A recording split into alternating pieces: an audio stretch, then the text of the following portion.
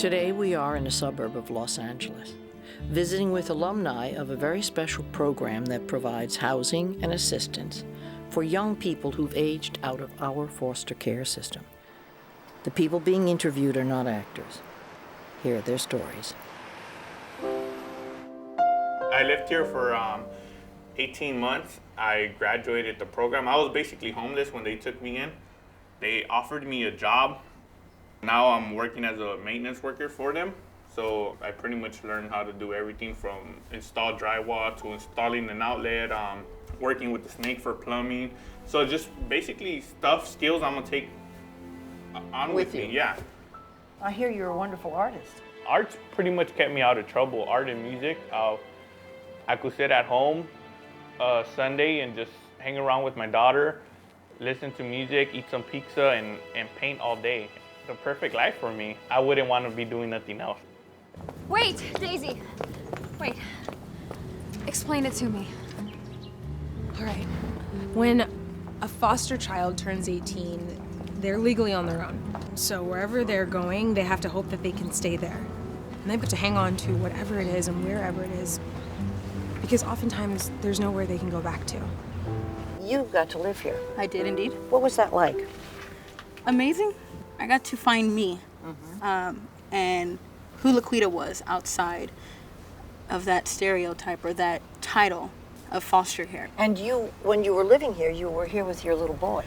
Basically, I aged out of a group home, and in that placement, you're not allowed to have your children. Oh my gosh. And so my son went and turned with his grandma, who later came to me and said, you know, I can't do it. And so at that time, I had the option of either the system would forcibly take him or I could voluntarily place him in foster care. So where were you during that year? I remained in the homeless shelter. And did your boy, was he with your grandmother at that time? No, he wasn't. So where was he? He was in a foster home. My God, just the thing that you wouldn't want him to be in. That must have been very upsetting. It was. Where did you get the strength to hang on? You're so young. Because I knew I was better than this.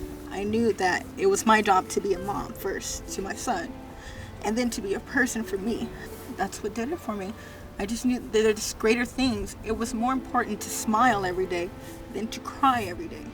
So I made the decision that either I'm gonna lose it here or lose it along the way and then pick myself up. You've gone through all of this, and you have this extraordinary desire to do something positive with your life, for yourself and for your child. That's just, you should be very proud of that. I am. Congratulations. Thank you.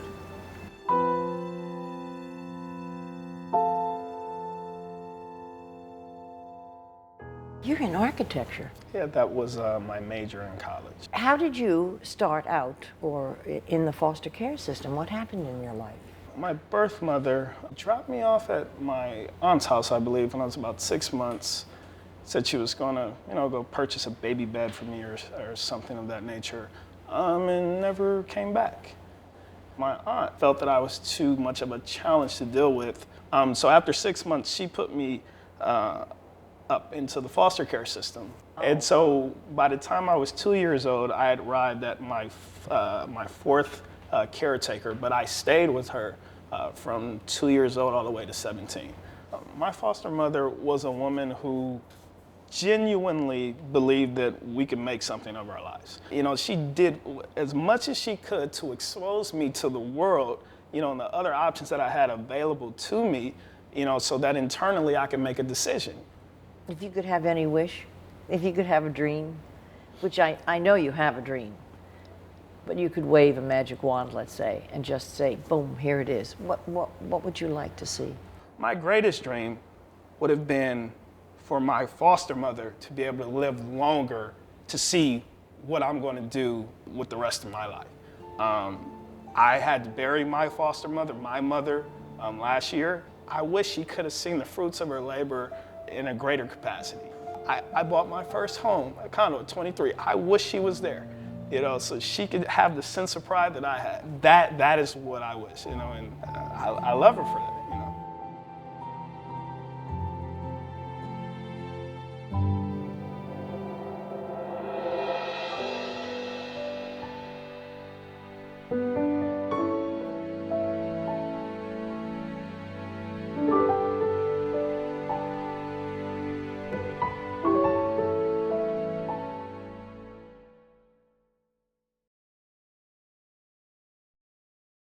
You're Cody? Mm-hmm. I'm Stephanie. Hello, Stephanie. Nice to meet you. It's wonderful to meet you. Thank you. Where are you from? Well, I was raised over in the South Bay area. Surfer boy at heart. Oh, really? Are you a surfer? Mm-hmm. How'd you get into surfing? It was my stepdad, actually. He was a beach bum. Did you get along with him? Not really. The only time I really saw him was when he needed to, like, dish out punishment. Ah. One of the reasons why I had to leave. How old are you when you left? I was 15. How did you get into the foster care system? Just one night, I couldn't take it. I mean, I knew everything that was going on. They were abusing me, neglecting me. I mean, the abuse went from physical to verbal, and the physical went to extremes. I mean, I've woken up to being beaten before, and that caused me to become an insomniac. Do you still suffer from insomnia? Here and there. Were you with your family until 15 and then you went into the foster care system? Yeah. Oh. I ran out. I knew what they were doing, and I went to the rest of my family and told them. And they called child services, and I was removed from them and placed with the rest of my family. Okay. If you could have whatever you would like in life, a dream to come true, what would it be?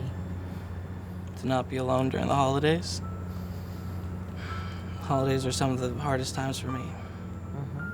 All my friends and roommates say, oh, come with me, spend time with my family. The hard part is that I don't have that family.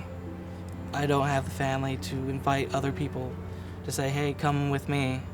Even though they really want you to come? Yeah. Are you surprised sometimes that you turned out to be as strong as you are? No. Through all the hardships, I've known I've just grown stronger and stronger and stronger. It surprises a lot of people, and I just tell them that anything's possible. And if they're like, that can't happen, I'm like, okay, then it's magic.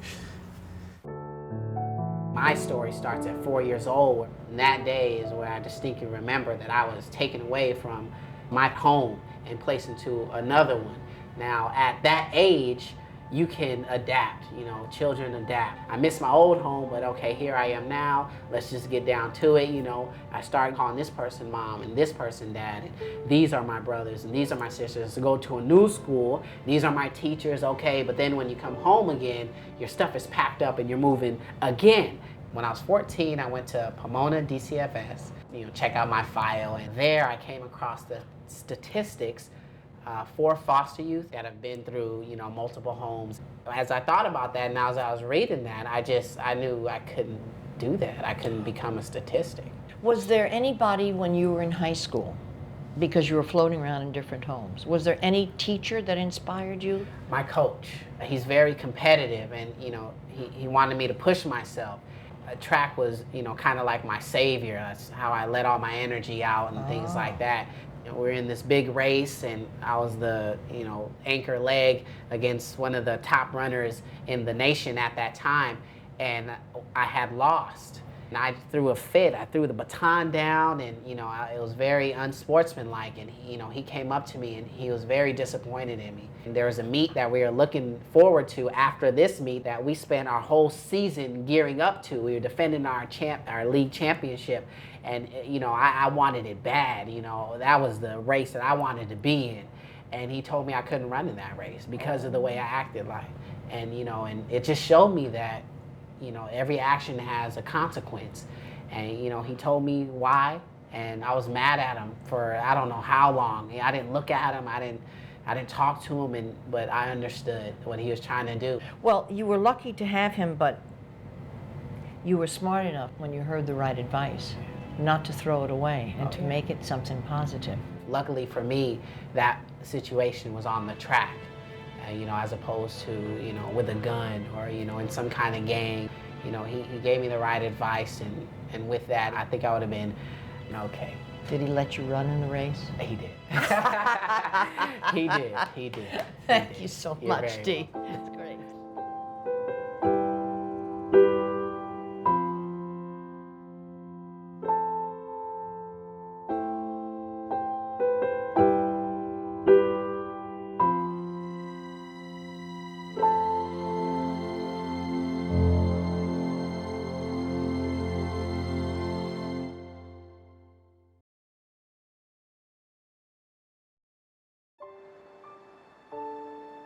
And through all of that, I just realized that if I was positive about things, if my mentality was good, then nothing but good things can happen to me.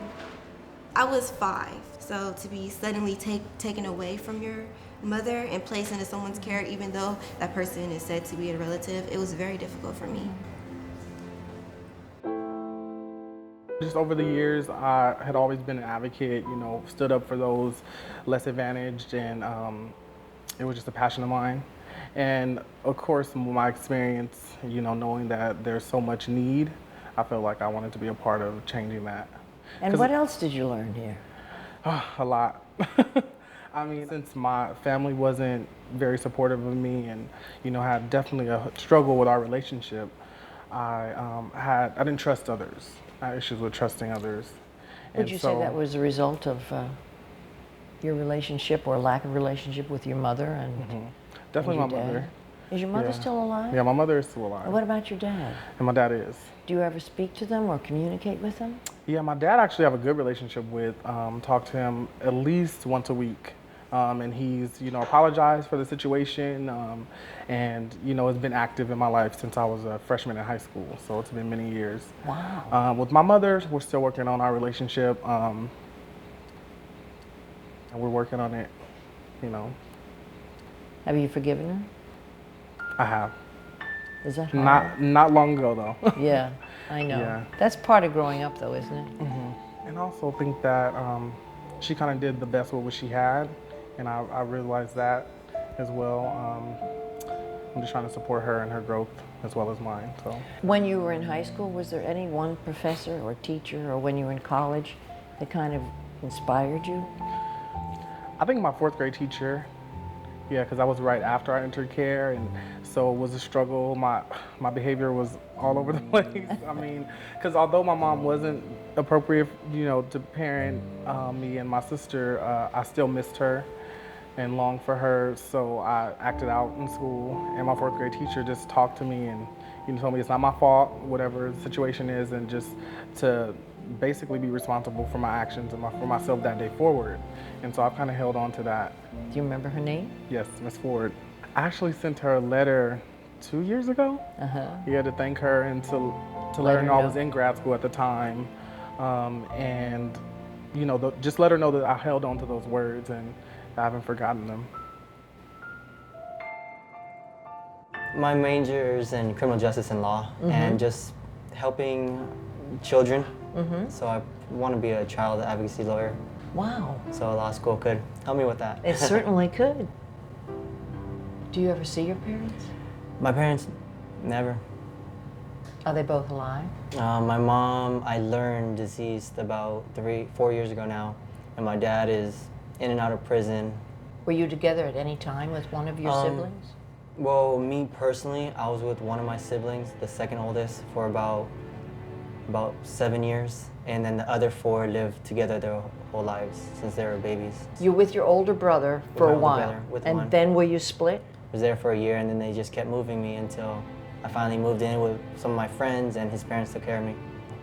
How do you think, having gone through all of this, and you are now here at this moment in your life, what held you together?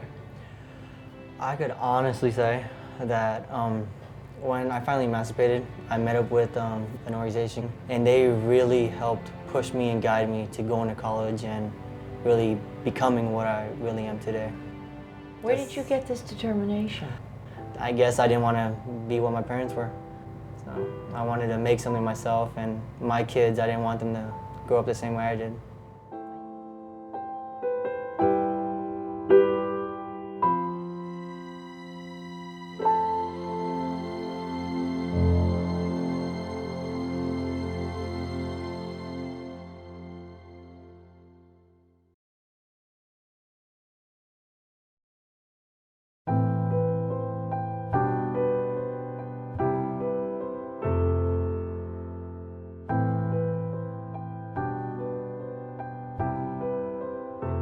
You with the sad eyes, don't be discouraged, though I realize it's hard to take courage in a world full of people. You can lose sight of it all when the darkness there inside you makes you feel so small. Was there anyone that kind of inspired you? My fourth grade teacher, Miss Ford. My last social worker, My grandmother, she was a great example. My high school track coach. My AP literature teacher, she supported me with whatever I chose to do. I remember what Carla told me, and she'd always say, "You're a great mommy." But I see your true colors shining through. I see your true colors, and that's why I love you. So don't be afraid to let them show your true colors. True colors are beautiful,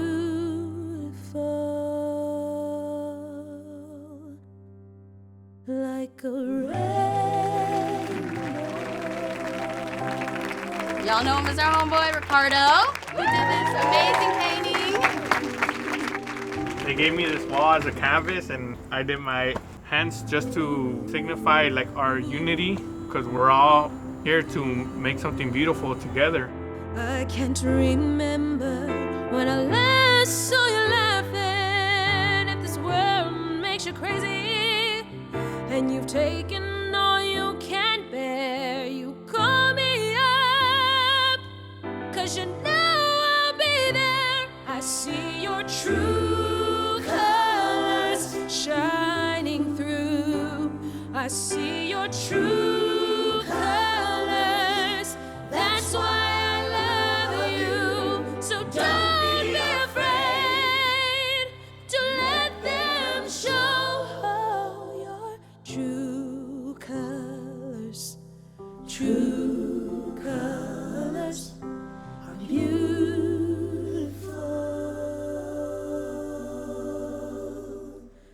like a rainbow.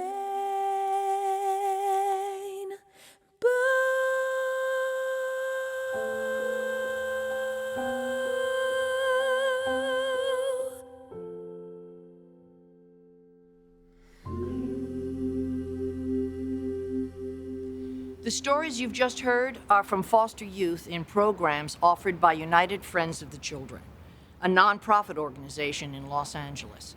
Learn more about issues facing children in foster care by visiting unitedfriends.org.